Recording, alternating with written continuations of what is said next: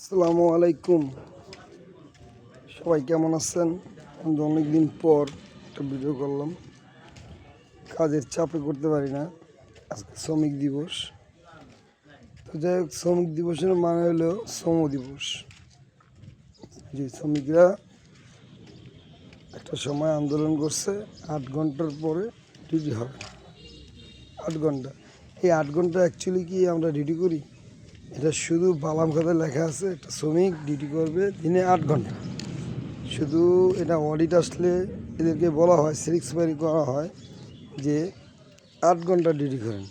আসলে কোনো ফ্যাক্টরি কোনো কিছুতে 8 ঘন্টা ডিউটি হয় না। সেটা হলো যে 14 ঘন্টা 15 ঘন্টা ডিউটি হয়। সেটা হলো শ্রমিকের যে দিনগুলো, এগুলো কীভাবে কেটে একমাত্র শ্রমিকই জানে।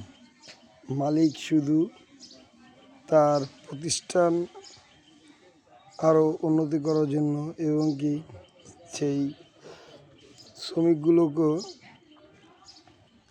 কিছু বাড়তি প্রেশার দিয়ে কীভাবে তার প্রোডাক্ট তৈরি করে নিতে পারবে সেই অপেক্ষা থাকে।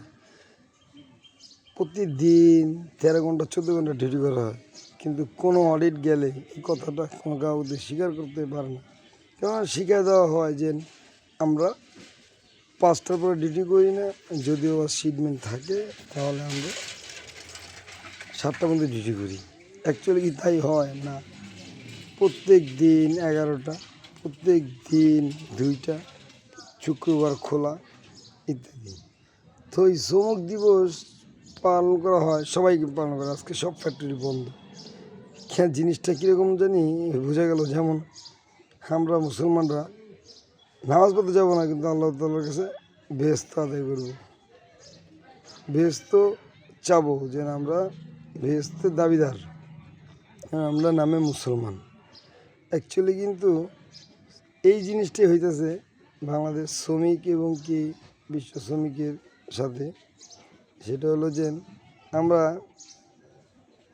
শ্রম দিবস পালন করবো, অথচ এর কোনো মানে আমাদের কাছে থাকবে না।